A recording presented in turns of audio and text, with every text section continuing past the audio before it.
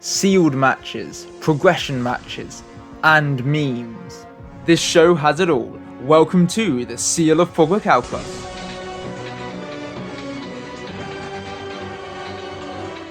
Hello and welcome to episode 29 of the Seal of Progrichalcos. Apologies for the massive delay between episode 28 and this one. I had some massive technical difficulties. Technical difficulties, I suppose. Yes, technical difficulties. Whereby my previous laptop basically stuttered to a complete halt. Our computer's broke. Partway through the recording, and then I had to go through the nightmare of trying to get the files recovered through external hard drive, getting a new laptop, as well as also having a family holiday that was pre-booked in amongst all that time. So it was a bit chaotic. Nobody cares. I was able to recover some of the footage I'd recorded, but I had to redo the second sealed match and the progression matches, as you'll see in due course. So if my commentary on those is a little bit lackluster, it's because I've seen those games very recently. Is that it? That's the pure reason! Anyway, head over to Past Me to do the set explanation for Raging Battle. Now, Raging Battle was released in May 2009 and is a really strong set. I mean, the secret rares honestly are probably one of the weakest slots for the set. Light End Dragon is kind of okay, and I really did like Chaos End Master, although it was a bit too hard to really pull off consistently. That's what she said. Super rares, we do get the first signs of the Kawaki Meru cards, or as most people know them as the Korapi Meru. Pun. But honestly, these are actually one of my favourite sub-theme archetypes of all time. Some of the individual cards did end up seeing competitive play, but as an archetype, they really lacked the cohesion needed. Magic Planter I've always loved as a super rare, just being able to dunk one of your continuous traps on the field to the graveyard to draw two. Very good in trap monster lists and also in the Aroma deck way down the line. Swallow's Nest is a really cool trick for winged beast decks, and Armed Wing is actually a good synchro. And Delta Crow Anti-Reverse, of course, also being a really powerful spell trap remover for the Blackwing archetype. In the Ultras, you get things that have stood the test of time, like Forbidden Chalice. Like, the fact that this debuted back in Raging Battle and is still seeing competitive play to this day is crazy. Kakimo Drago as well saw a lot of side deck play in any sort of strategy when light or dark monsters became prevalent. You could just tech this boy in if you were playing a dragon deck, summon him out, and then just lock out the opponent from being able to summon their big monsters. The Earthbound Immortals debut here, and honestly, they're not too good. Trident Dragon is insane with the Tempai Dragons. Grave of the Super Ancient Organism is a funny side deck card as well. In the rares, we get Ojama, Red, Blue, and Country. All of these cards are quite funny. Stop dancing! Sorry, boss. Just trying to keep rhythm with that spirit key. 1-for-1, of course. Anytime a level 1 monster gets printed, this card always sees a spike in play because it is so good for those strategies. Deep Sea Diva as well, really instrumental in a lot of both fish synchro lists and then also water exceeds lists. Blizzard, just as a way to recur your Blackwing monsters for easy synchro summons as well, is really good. Snowman Eater, just basically a better Man Eater bug. In the commons, obviously, you get the All-Star Kalute. Hey now, you're an all-star. Get your game on, go play. Sure, Black Whirlwind, obviously the Guardian. Morphtronic Videon is quite good for Morphtronics. The movies they call this foreshadowing. Kakimo Doom is okay as well. Alien Dog is like a free special for the Alien archetype. And then some other cards that don't really matter too much, like the Rose Tentacles and Spined Gilman. And yeah, the common spell traps in this set aren't too usable. But realistically, compared to a lot of other 5D sets, there's good cards in every rarity slot. So yeah, let's see how well we pulled. Alright, so looking at our pulls, we did pull reasonably with the Blackwings. We only got 2 of the Whirlwind, 3 Kalute, 3 Showa, no Blizzard, which is a bit of a shame. 1 Deep Sea Diva is also a bit lackluster. I would have liked to have got at least 2 of this card. We did get 1 of the Earthbound Immortals, so that's kind of funny. Evil Thorn, we got 3 of that card's actually pretty darn good once you get to kind of Plant Link way down the line. Just being able to tribute 1 off for 2 free material is pretty good. Morphtronics, we got 1 Remoten, 2 Scopen, a few Videons. The Ojamas, we only got 1 Country and 1 Red, and only 1-1-for-1. 1, 1, 2, 5. There you go, you got it. And that's sad. Same with the Snowman Eater, that's going to be really devastating if the boss has multiple of that for the sealed match. We did get the Trident Dragon, so I'm in the money. Here comes the money! Here we go. Alright, let's head over to dueling, but So we are of course playing the Blackwings with triple Kalute as a good hand trap and 3 Shura and then 2 Black Whirlwind. This is a way that when we normal summon our Shura we can just search the Kalute. We have 1 against the wind as well, also supporting the Blackwing theme. We just get to pick one of our Blackwings in the graveyard, add it back to our hand and then take damage equal to its attack, which is either going to be 1400 or 1800, and if we're recurring the Shura just so we can slap it down again to search another Kalute, that's pretty good. We've got 2 Brain Golem. This is probably the best 1 tribute monster in this set, one of the best 1 tribute monsters we've actually had in all of these sort of sealed matches. So it basically has 2500 attack, which is obviously the high end, it's a summon skull level, and it can attack twice if it destroys a light monster and also negates the effects of light monsters on the field. Not that there are too many in this sealed set, but pretty strong regardless. 1 Deep Sea Diva, we can use this to pull out either the Mermaid Archer or the Spined Gilman. Probably the Spined Gilman just to be a big 1700 dude. And then Mermaid Archer can use level 3 or lower monsters we control as equips to boost her attack up by 800. So paired with the Deep Sea Diva, she can become a 2000 attacker. That also, when it would be destroyed, can just destroy the Deep Sea Diva instead. What a combo. We are playing the Aslapiscu. He said ass. Not really sure why. I guess we do have the 1 Ojama country, so it would be funny if we could live the dream and play the country, summon the Aslapiscu, and then just win somehow. We got 1 Emperor Sem. This is actually a really good defender, just having 2200 defense is nice. GB Hunter similarly has a 2k booty. Baby got bam. 3 Guardian, 1900 attack is a really good base for the set, and with Gigastone Omega in hand or other copies of itself, we can actually somewhat live a few turns. Ice is kind of good in this sealed set because as well as being obviously a way to deal with special summoned monsters, we are playing the continuous spell in Black Whirlwind, so if we're not on the Blackwing way yet and we have a Black Whirlwind in hand, we can use that to keep the ice alive, and then 1 Snowman Eater as well to round off the monsters. Obviously the spells we have talked about, and then in the traps we're playing 2 Bone Temple Block. I have no idea what this card does. Discard 1 card, special summon level 4 lone monster from your opponent's graveyard to your field, and then your opponent summons 1 level 4 lone monster from your graveyard to their field. Okay, it's like a way that we can potentially live by just allowing us to get a monster back from Tabas's grave while he steals one of ours. And then 3 Miracle Locust is a pretty good trap card to allow our monsters to run over most things in battle. 3 Traps done as well, just so we can clear away any of Tabas's pesky traps before we go in for like a lethal push. Well, this is a pretty bad hand. We've got 3 tribute monsters, although 2 of them we can't actually ever play, given the current board state, and then the Gilman and the Hunter. Yeah, if the boss has got any Blackwings, we are doomed. And speaking of, down comes the Shura. Okay, Trap Stun isn't too helpful. Thankfully, we do have GB Hunter, which maybe can allow us to live a couple turns if the boss isn't able to find the Kalute.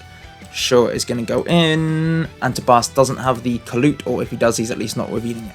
We're going to tribute for our Brain Golem, going for combat. Please don't Kalute me. Please don't Kalute me. Hello, my baby. Hello, my honey. Hello, my ragtime gal.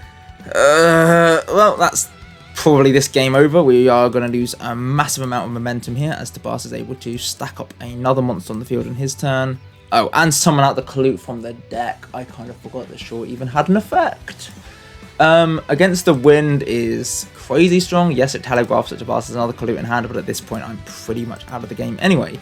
Right, we're going to take a nice 3200 here.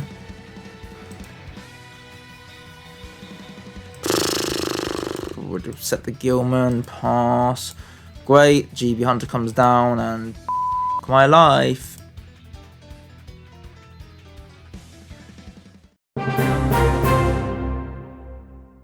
Still no flipping Blackwings. What am I supposed to do with these guys? Right, we're just going to summon the Gilman, set the Bone Temple Block. I'm feeling like a bit of a bonehead, and Tabas's Black Whirlwind in with the Shura, grabbing the Kalute. So original. It's only happened to me once, and I'm already sick of Kalute for game. Right, Kalute gets summoned out from the Gilman, dying, and yeah, we're just going to take some damage. Right, Ojama Country is completely useless. We're going to go for the Deep Sea Diva, pull out our Mermaid Archer, equip the Diva onto her, and then at least we've got to bait out the Kalute in hand here. Yep. Hello, my baby. Hello, my honey. Hello, my ragtime gal. Great. We're going to lose the Deep Sea Diva, take some damage, set down another Bone Temple Block, and pass the turn. Oh, great. Blizzard. Whoa. Bring back the Kalute. Wait, whoa. We're going to chain the Bone Temple block, though, actually. Crazy. We're going to pinch Tabas's Kalu, and Tabas is going to take our Hedge Guard as penitence. I guess we potentially prevented some synchro plays, but looking at Tabas's Electric, we really didn't. We just took one of his monsters for no real reason there. I guess it kept his advantage a little bit lower than it could have been. Right, we're just going to take a bunch more damage from all these feathered fiends. Real blockhead, grabbing the Kalute. Tabas has nothing that he can summon, and then we're going to go for the Brain Golem and hope. Now we know that there are no Kalutes in Tabas's hand. Maybe the Golem can allow us to stabilize. Oh, Tabas is going defensive. We're going to set down the Snowman Eater, clear the Blizzard. For the record, I did actually win that duel, but I'm just going to give it a no contest because we weren't able to capture the result. No contest. As it is, we're moving straight on into the next set, which is Hidden Arsenal 1 and Duelist Pack Yusei number 1.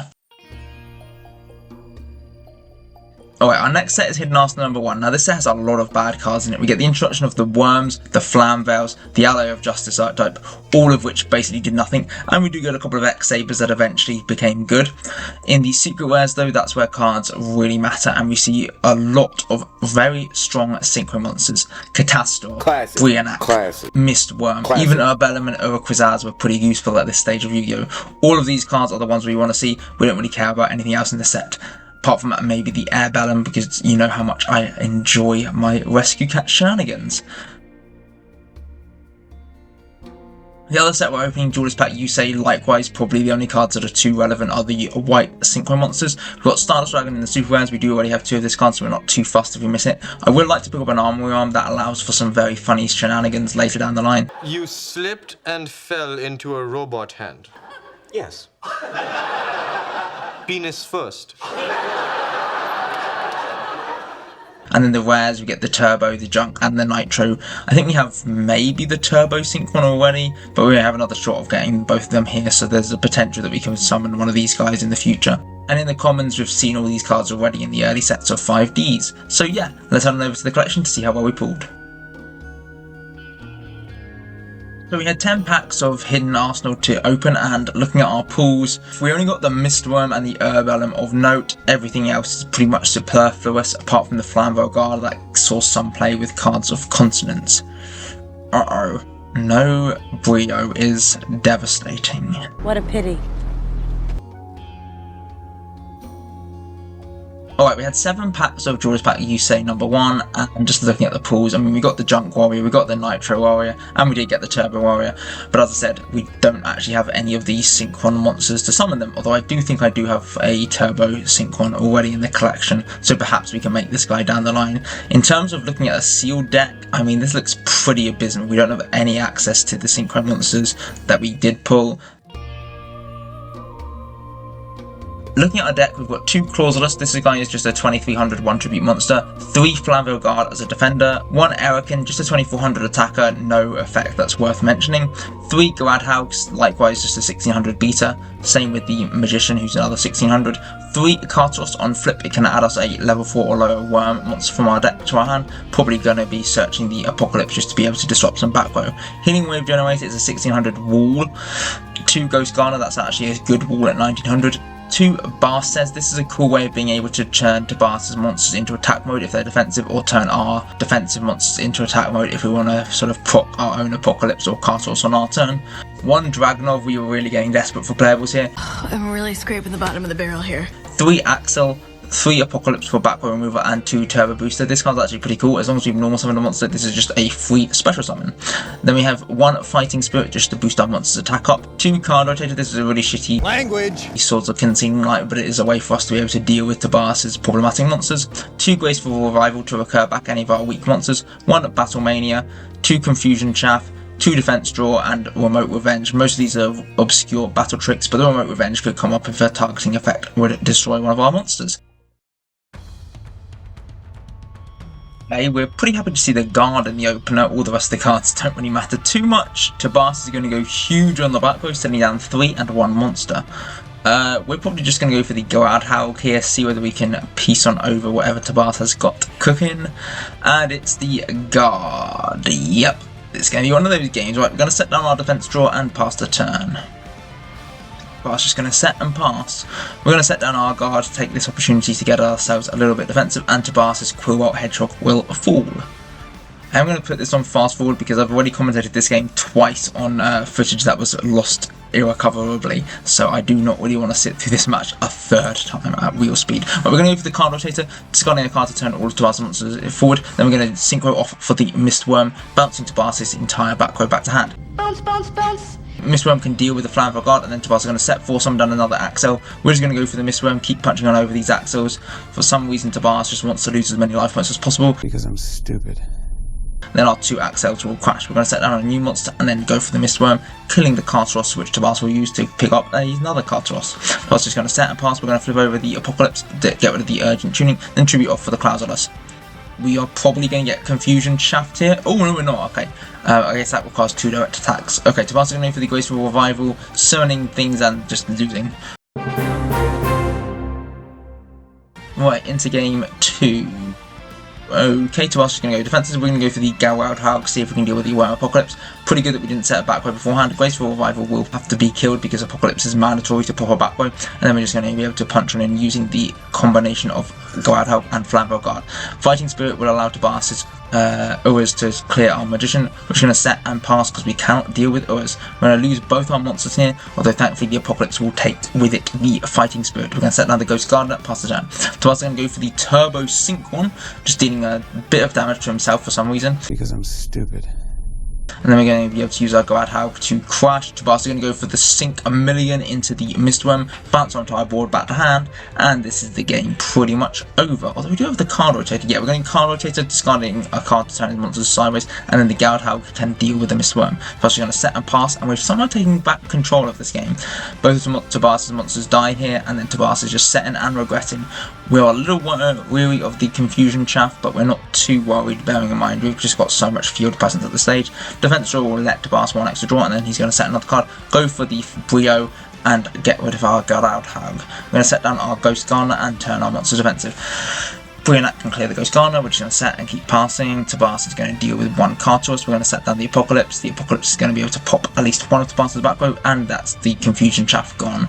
We're going to lose our Turbo Booster here. It's just going to keep setting, and hopefully, well, Tabas has remembered the effect of Brio. Thankfully, we have the defense draw just to keep us in the game. And Tabas are going to try again for the game over here. Do we have anything in the back row? We have another defense draw, and then the Confusion Shaft, which will allow us to win as the Brio attacks the Uras for game.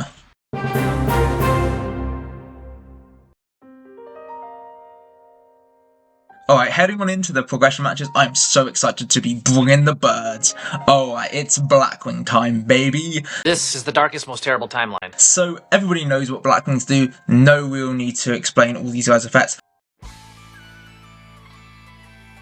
Oh god, any opening hand with Black Whirlwind is strong. We are not going to overplay though, we're just going to go for the little full cost, see what Tabas is cooking. Graceful Charity allows him to discard the Terraforming, and then the Future Fusion probably indicates this is the light deck. Yeah, Creator Incarnate will die, and long live the Creator.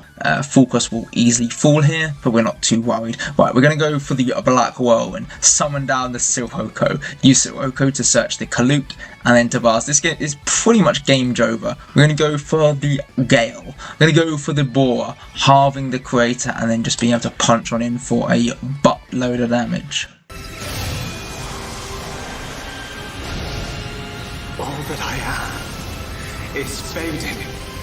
The memory of a god's existence, born from the chaos of creation. It is vanishing.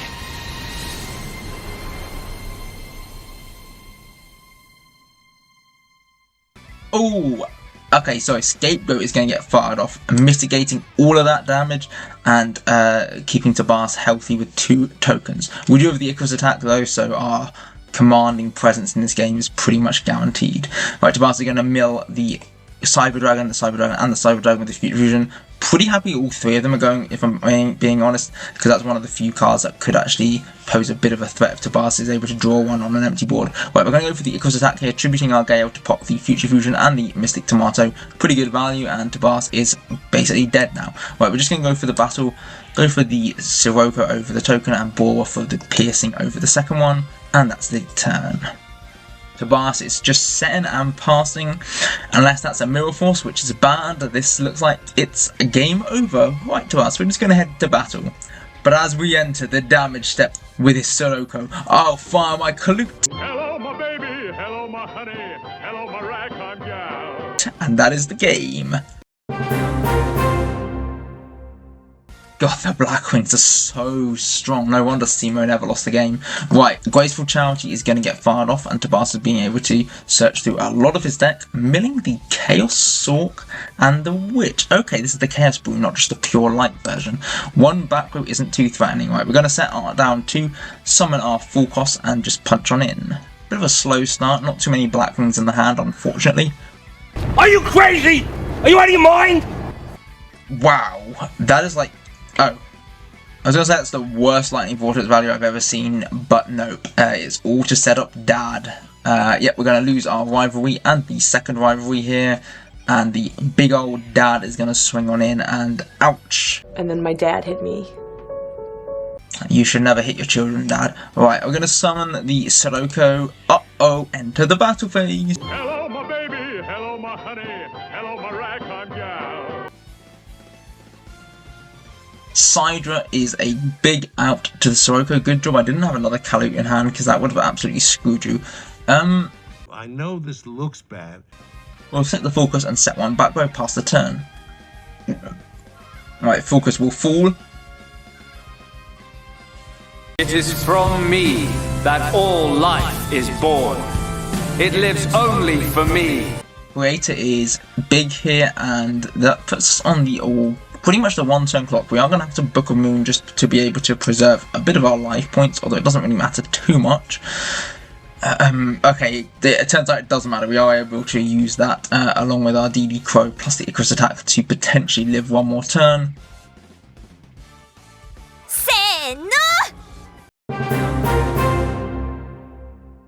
Right, into the all-important game 3.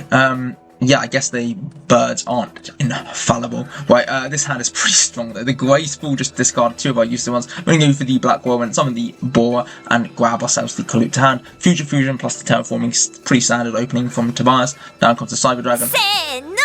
Oh, we're going to try the Tribute, so I'm going to go for the Dark Nephthys in response to being the Solemn, and then the Majestic Mech Ochre plus the Preemie is going to put Tabas in a pretty good position damage-wise. Hopefully the Dark Nephthys can come back, clear the Future Fusion. Now I can piece on in. Hello, my baby. Hello, my honey. Hello, my ragtime gal. Using the Gale plus Kalute for game. Oh, wow, this deck is just insane.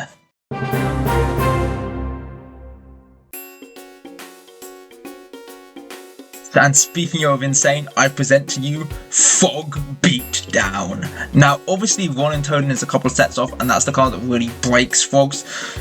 I mean, it leads to all the FTKs with Substitone, but even like as a core archetype, the Frog cards, if you weren't playing like the Mass Driver stuff, really need the Voluntonin to get going. We can't be bothered with all that. We can't be bothered to wait. I'm so impatient. We want to see the power of things like Dupe Frog, Flip Flop Frog, and the Submarine Frog. Now we have the Substitoad as well, and of course the Dez, Poison Draw, Unifrog, and the Starboy coming on in as well.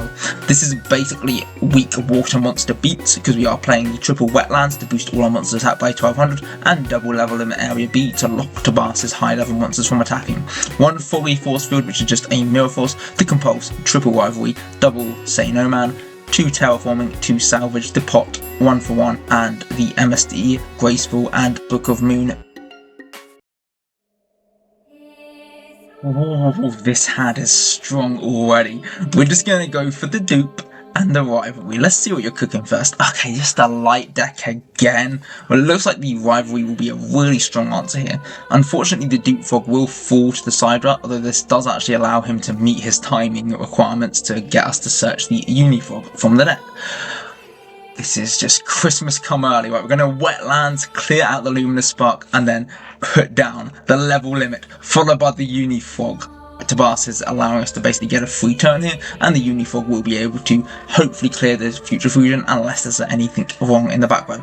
Nope. Okay, Unifog gets his job done, and the future fusion is down. In the main phase 2, we're going to set down the flip-flop frog and set down our foggy force field.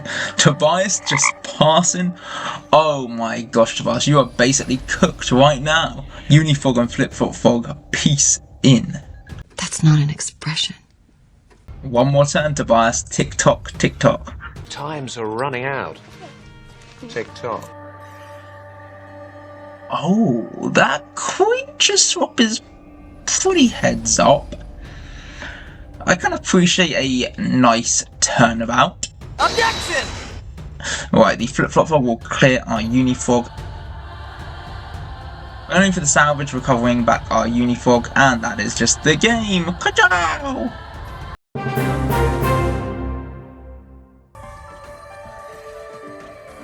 Okay, these 3 cards are like glued to your hand. This sort of exact combination of 4 cards is just glued to your hand. I swear it's every like other game you do the Luminous Spark Crater Shuffle here. Do not be surprised. Everything in this world is dictated by the passage of fate. Right, we're going to go for the graceful, pitching the Unifog and the Rivalry, and we're going to grab ourselves 2 in the back, 3 in the back, and set down the flip-flop frog and pass. As Tobias' turn begins, he's going to mill out the Cyber Dragons, and then using the Crater, he's going to recover 1 back. We're going to go for the Rivalry here, forcing Tobias to pick between Machine or Thunder. He's locking himself into Thunders. The thundering machine sputtered and stopped. Right, our flip-flop frog will be able to bounce the Crater back to hand, putting Tobias back on a massive tempo loss. And the Marshmallow is pretty hard for us to out as well. Thankfully though, doesn't the Marshmallow being on the field lock you from... Okay, we're just going to pretend that you could have got the fusion summon out and then you had to pick, but I don't think that is how that would normally work. It cheats. Right, we are going to use our Mother Grizzly here, but we are going to grab ourselves the flip-flop frog, who can obviously easily deal with the Cyber End. 1 for 1 is going to pitch our Dupe Frog for the old Substitute, which we're going to use to summon the Unifog from the deck. Unifog is going to punch on in and clear out the future fusion, bye-bye Sidra, and then the flip-flop frog direct. Witch is going to come down, and the flip-flop frog will die as we bounce the Witch back to the hand. Wetlands is absolutely huge here, pumping our Foggy up to 1600. Now, Tobias, are you prepared to be decimated by 1 little frog? Nothing prepares you for it. Wetlands falls, and another Luminous Spark comes down. We really have to book this, yeah. If we lose the Unifog here, we're just basically out of the game, although I look to be kind of out anyway. We're just going to keep on punching in with the Unifog, deal a little bit of damage, death by 400 cuts. Tobias is going to go for the Call. We are going to have to solemn that. We cannot afford to die to a big Cyber End Dragon, and the Witch is going to get flipped again. Tobias deciding to lock in Spellcasters as his type of choice. Heart of the Cards and Flip-Flop Frog is a pretty good one, enabling us to live potentially another you put another Spellcaster in the grave?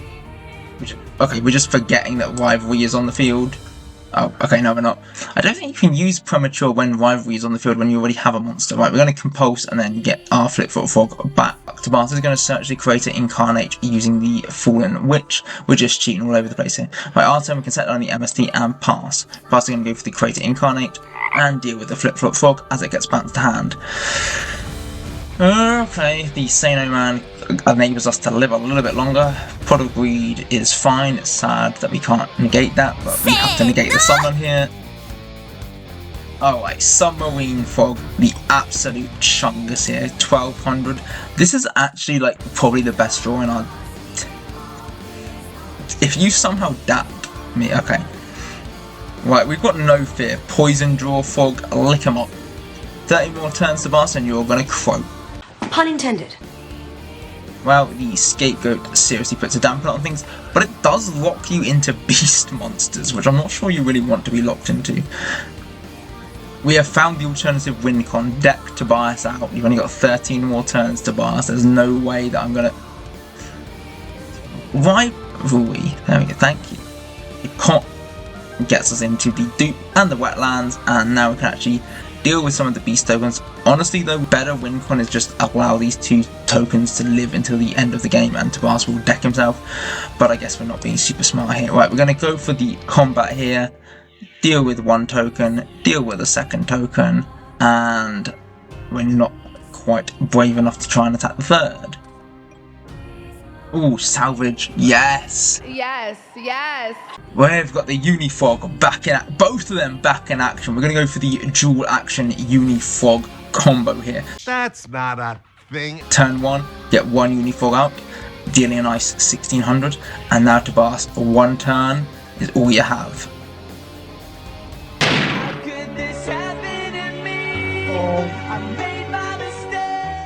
Okay, that was annoying. The dupe will allow us to grab Submarine and the Des Frog from the Poison Draw Frogs dying, MST to clear the rivalry, and yeah.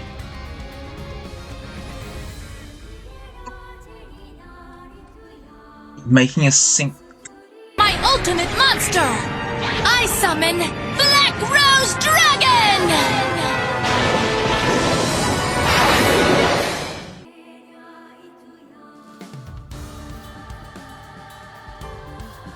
I mean, you weren't guaranteed dead. I didn't have a way to kill you. I mean, Black Rose, the board is nuclear. That's like the crazy option.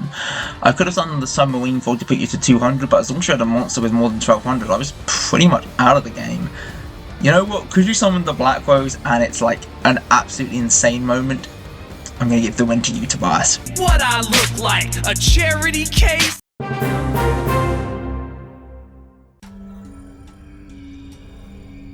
For our final progression deck, It's morphin' time. these machines are going to allow us to morph it up big time. Right, I am going to have to go through the card by card here because half of these cards are completely unknown to most people, and they have 2 effects that do matter. Yes, I love to read. Starting off, we have the Borden. While in attack mode, Morphtronic monsters can attack directly, and in defense mode, other Morphtronics can't be destroyed by battle. 1 Boomboxen. In attack mode, he can attack twice, and in defense mode, if a Morphtronic monster is targeted from an attack once a turn, it can negate the attack.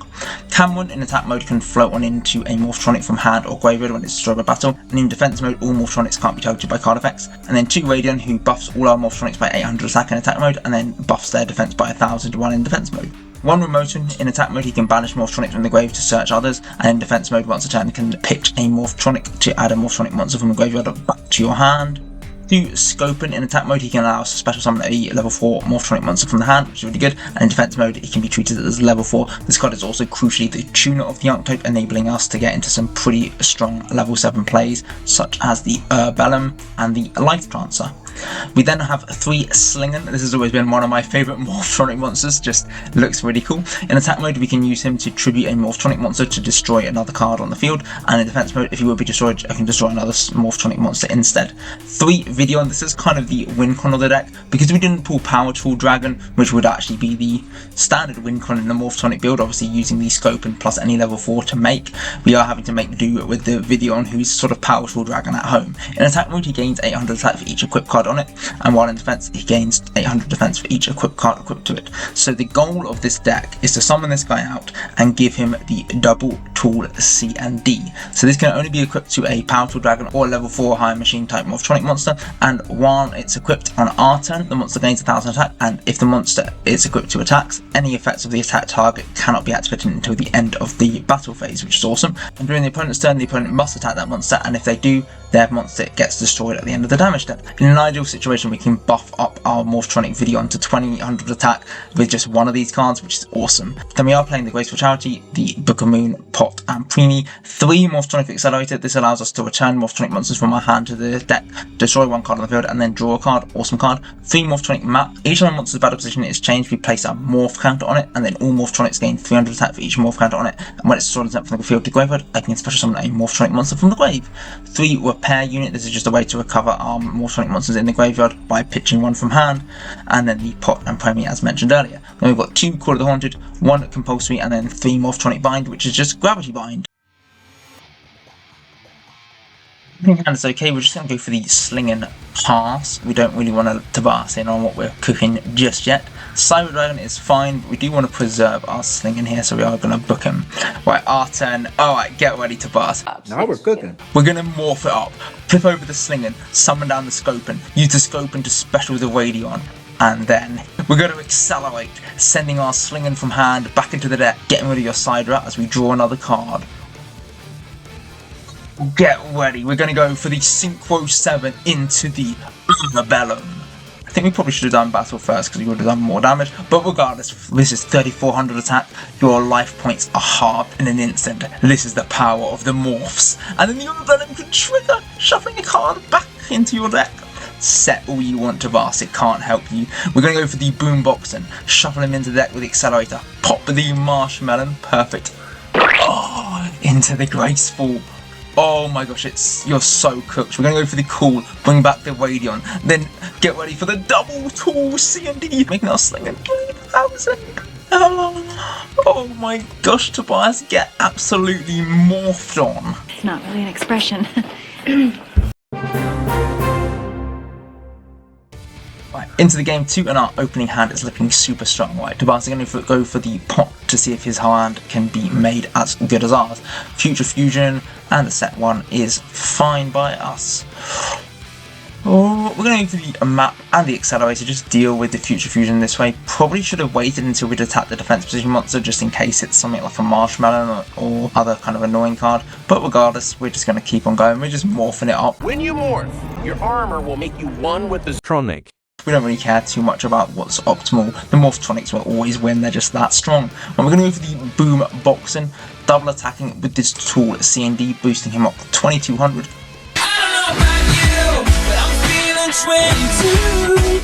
And is good enough to get rid of the Marshmallow because the double tool C&D negates its effects. Oh, you are absolutely cooked. You are being roasted by my Boom Boxing right now, Tobias. My sick beats are absolutely screaming you.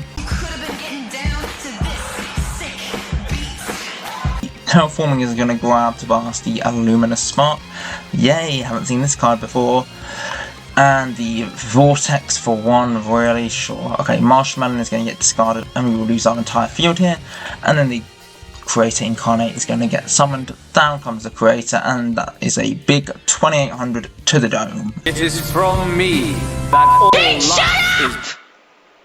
Yeah, the Book of Moon is quite nice here. We're going to set and set. We can't quite do the repair unit shenanigans here because we need another monster for that. Okay. Annoyingly, Tobias has found another strong monster, and this is probably us out of the game. It's a lot of damage that we're going to be taking here, putting us down to 700. All I need is a chance though. Destiny draw. I draw. Right, into the game 3, we're going to go for the Cameraman plus the Morphtronic map. Tobias are going to go for the Future Fusion, Graceful, and the Luminous Spark. And we're just going to get a set face monster. We're going to go for the Double Tool C&D onto the Videon 2800. We're taking a picture of your defeat now, Tobias. You are losing to the absolute worst deck ever conceived. Scoping will summon out the Cameraman, and then Cameraman and the Videon are going to be able to deal a lot of damage here, putting you down to a measly 900. In the main phase 2, the old Cyber End Dragon is going to get summoned. We're going to go for the Morphtronic Bind, use Mistworm to bounce back all of your cards, and then we win. Alright, and that's the episode. Thank you very much for your patience and waiting for this episode to come out, because it was a bit of a nightmare from my end. Right, next episode is the big 3-0, and we'll be opening the Ancient Prophecy as our core set, and then, as sort of a bit of a celebration of hitting the number 30, we'll be opening Legendary Collection GX as our side set, which will hopefully open the door to pretty much every single GX archetype at a really highly playable level. Like 6 Sams might be relevant, Light Spawn we might actually have a competent build. I'm really excited to see what we pull and what crazy progression decks we can make out of that. Hope you are too. Alright, thank you very much for watching, and I'll see you in the next episode of the Seal of Progrichalcos. Goodbye.